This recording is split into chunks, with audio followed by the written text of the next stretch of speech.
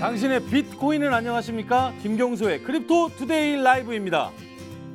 투자자 여러분, 주말간 잘 쉬셨나요? 이제 더운 날씨가 가고 가을이 한껏 다가오는 느낌인데요. 전문가들의 예측에 따르면 9월 달이 비트코인 방향성의 가장 중요한 달이라고들 합니다. 무분별하게 마구잡이식 코인 쇼핑은 그만하시고 저와 함께 장기적으로 봤을 때 가장 저점의 비트코인을 매수할 수 있는 좋은 기회를 찾아보시는 게 어떨까 싶습니다. 자, 그럼 주말간 있었던 주요 뉴스들 정리해드리도록 하겠습니다. 먼저 주요 경제지표 보시도록 하겠습니다. 네, 금값은 1g당 59,331원으로 마이너스 1.17% 하락했습니다. 달러화는 1,209.5원에 거래되어서 지난주와 비슷한 가격을 기록하고 있고요. 지난주 금요일 코스피 마감은 1967.79포인트로 약 1.78% 상승했습니다. 한국 시간 6시에 마감한 나스닥 증시는 7,962.88포인트로 어제와 큰 차이가 없습니다. 자, 다음은 비트코인 선물 가격입니다. 현재 9,740달러로 마이너스 4% 이상 하락하고 있고요. 비트코인의 달러 가격은 9,657달러에 기록하여 어제 대비 소폭 상승했습니다. 그런데 6시 기준이니까 지금은 갑자기 1.88% 정도 올라갔고요. 네, 다음은 글로벌 소식입니다.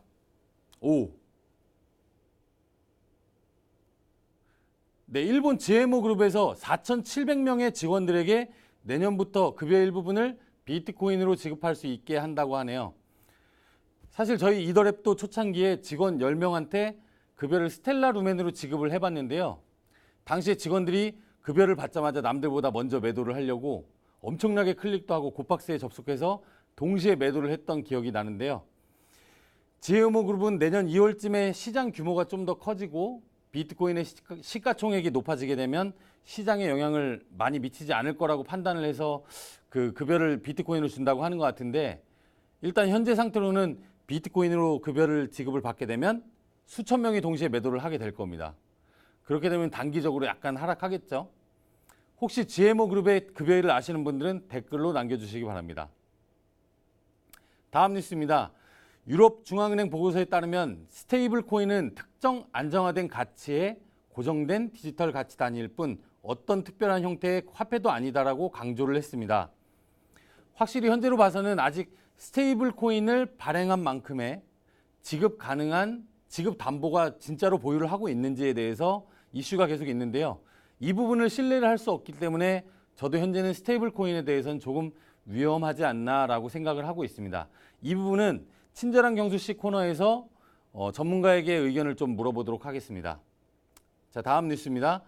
중국은 그동안 영수증을 통해서 세수 징수를 관리해왔고 복잡한 기술을 통해서 전자 영수증의 진위성을 보장하는 등 높은 사회적 원가를 발생해왔습니다.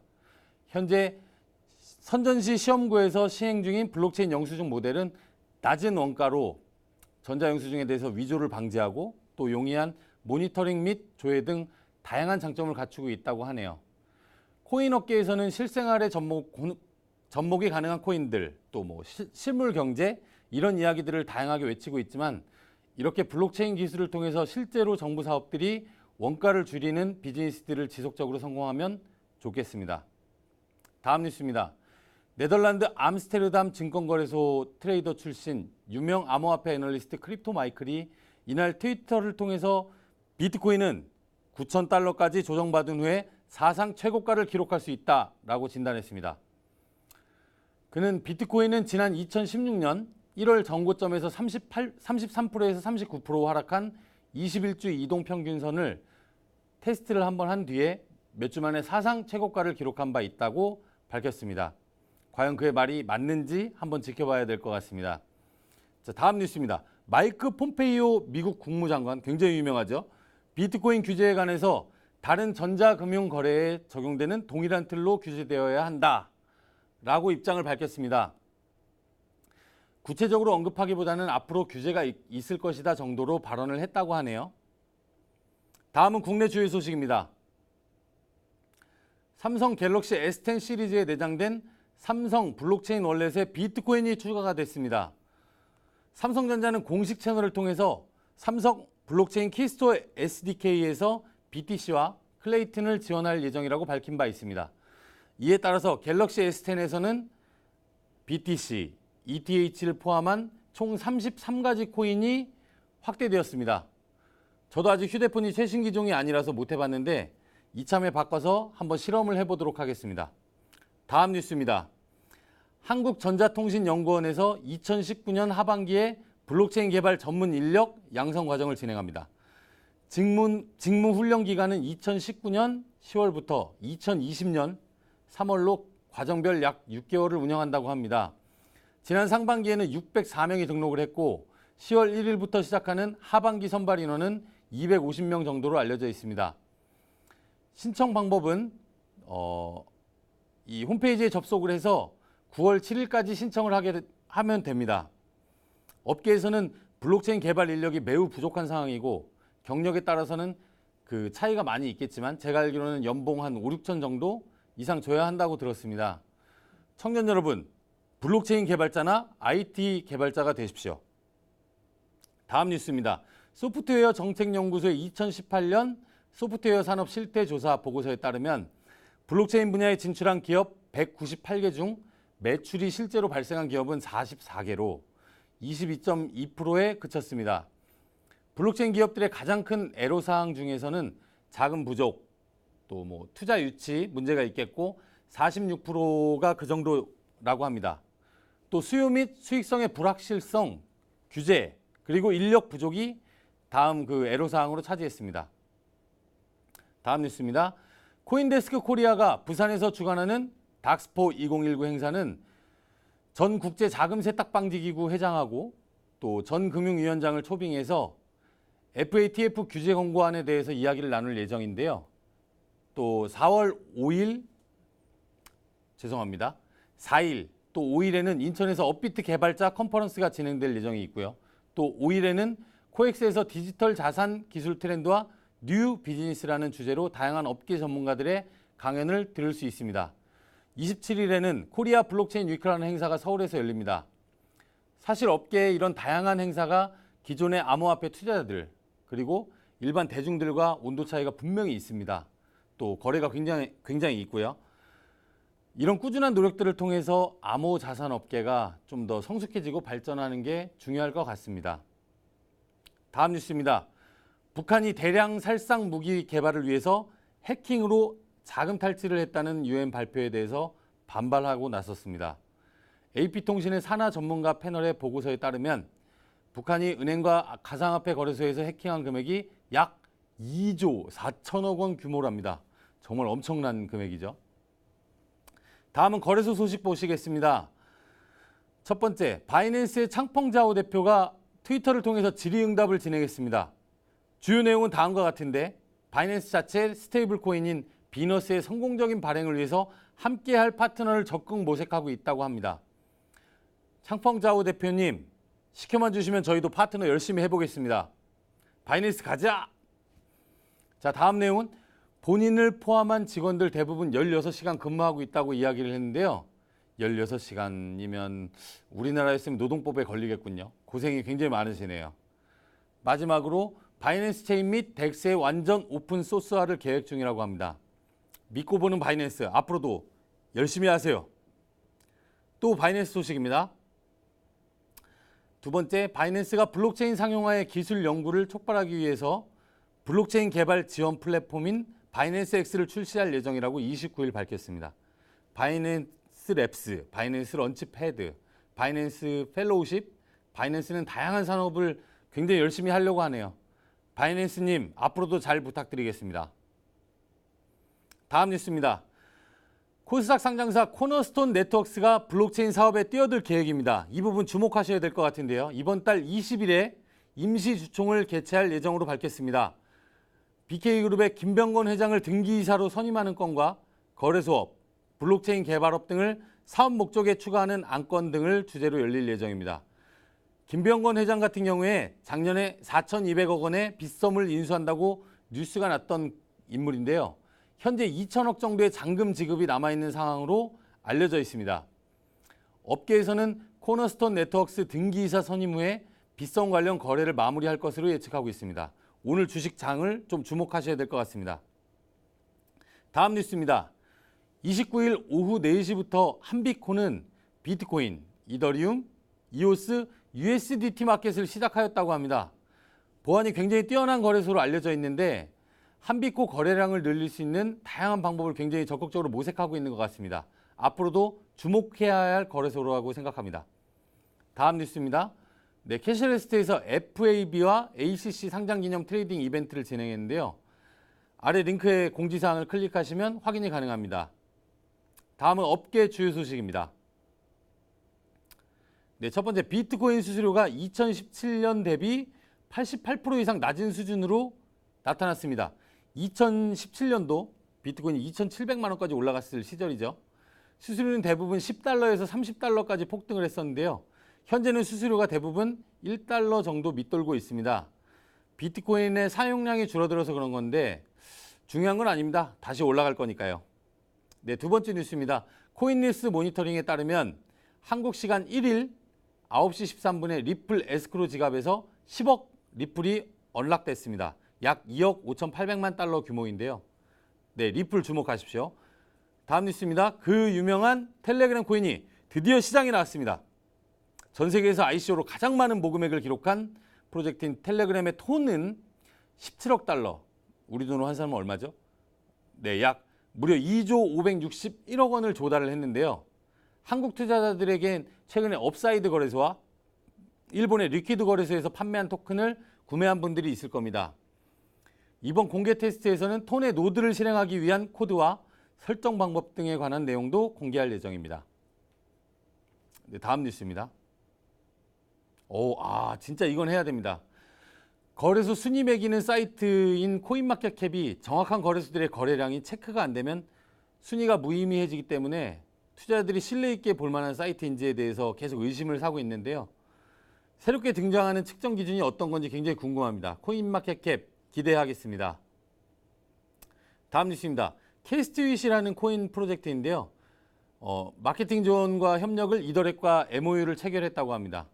네, 저희가 체결했죠. 캐스트윗은 좀 특이한 게 코인릴에 가셔서 런치패드를 했습니다. 거기에 그래프를 보니까 아주 가격 전략을 굉장히 잘 짜서 움직이더라고요.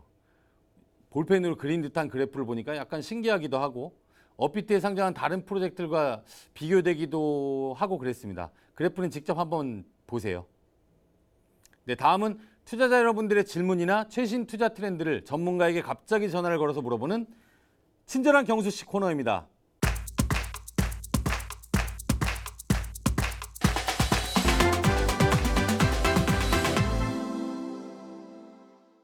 네, 지난 2회에 녹차반님께서 댓글 남겨주신 내용입니다. 요즘 비트만 오르고 알트는 오르지도 않고 있고 비트가 떨어지면 알트도 같이 떨어지기 때문에 코인 보유자들이 애가 많이 타고 있는데 알트가 과연 언제쯤 오를까요? 비트코인 도미넌스가 지금 70%에 거의 육박을 하고 있잖아요. 그래서 현재는 알트코인에 대한 투자보다 비트코인의 투자가 더 중요시 여기고 있다고 생각을 합니다. 왜냐하면 매수 매도가 가능한 게 비트코인이니까요. 근데 대부분의 알트코인의 거래량이 죽었기 때문에 팔고 싶어도 팔 수가 없습니다. 그리고 업비트에 보면 굉장히 많은 코인들이 거래가 되고 있죠. 그리고 국내에 약 72개 거래소에서 다양한 알트코인이 존재합니다. 그런데 이 알트코인들이 신규 자금 유입 없이는 절대 상승하기가 쉽지가 않습니다. 그래서 언제쯤 오를 건지에 대해서는 비트코인이 상승하는 시점이 아닐까. 그리고 시가총액이 전체적으로 늘어나는 그 시장이 왔을 때 알트코인이 폭발적으로 상승하지 않을까 싶습니다. 하지만 중요한 포인트는 그 전에 상장 폐지될 코인들이 굉장히 많다는 겁니다. 그래서 시가총액이 낮은 코인들은 거래할 때 굉장히 주의하셔야 됩니다. 그리고 전문가들의 얘기를 지금 최근에 좀 조합해 보면 9월 달에는 약간 하락할 예정이고 9월이나 10월 이후에는 굉장히 폭발적으로 성장하는 장이 올 가능성이 높은데 그때가 되면 알트코인을 매수하시면 좋을 것 같습니다. 하지만 지금은 저점이 절대 아니라고 생각합니다. 이 정도면 대답이 되셨는지 모르겠습니다. 네. 그리고 오늘은 제가 아까 이야기한 것 중에 과연 스테이블 코인이 이게 괜찮은 건지 또 요즘 굉장히 유행이죠. 이게 담보로 대출을 한다는 서비스도 있고 굉장히 금융적인 상품들이 많은데 이게 법적으로 문제가 없는지에 대해서 좀 물어보고 싶어요, 저도. 그래서 네, 변호사님 한 분한테 전화를 해볼게요, 제가. 이분은 대한변호사협회 이사로 계신 분인데요. 정재욱 변호사님. 법무법인 주원의 정재욱 변호사입니다. 2년 정도 됐는데요, 이분 만난 지는. 그 블록체인 관련된 다양한 뭐 소송 사건 뭐 이런 처리들을 굉장히 많이 하고 있는 분이거든요. 한번 연결을 해보도록 하겠습니다. 요새 예, 안녕하십니까. 예. 아, 네, 안녕하세요. 변호사님. 아침 일찍 죄송합니다. 엊그저께 제가 말씀드린 대로 좀 그 내용들을 공유해 주셨으면 해서요. 좀 먼저 소개 부탁드리겠습니다.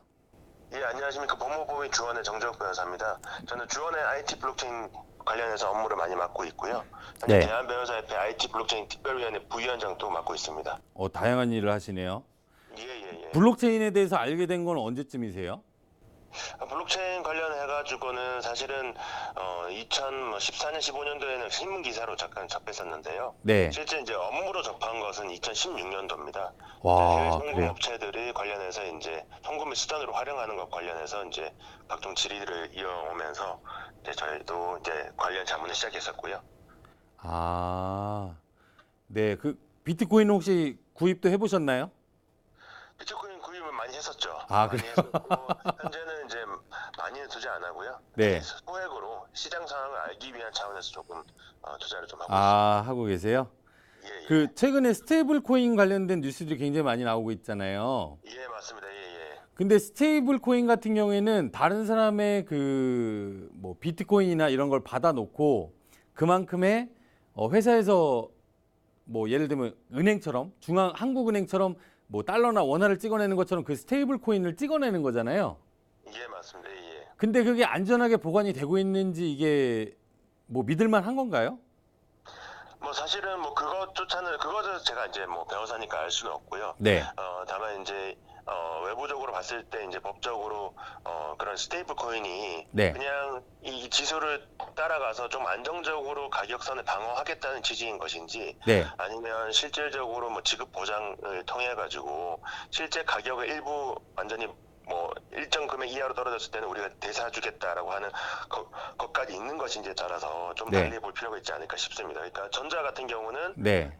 외부적으로는 스테이블 코인이라고 하지만 실질적으로 이게 법적으로는 스테이블 코인이라 보기는 좀 어려운 측면이 있고요. 후자 같은 네. 경우는 지급 보장이 있으니까 실제 가격이 떨어졌을 때 네. 예를 들면 이게 우리가 뭐 100원에 이제 패깅을 하겠다 했을 때 네. 80원, 70원, 뭐 20원 됐을 때 그러면 실제 이 가격을 실제 100원이 되기 위해서는 누군가 그걸 사줘야 되지 않겠습니까? 그런 것들이 네네. 있는지 여부에 따라 가지고 일단 좀 달라지지 않을까 싶습니다. 일단 근데 그 코인 회사들이 스테이블 코인을 자기들이 발행하는데 그 투자들로부터 받은 돈이 안전하지 않을 수는 있죠.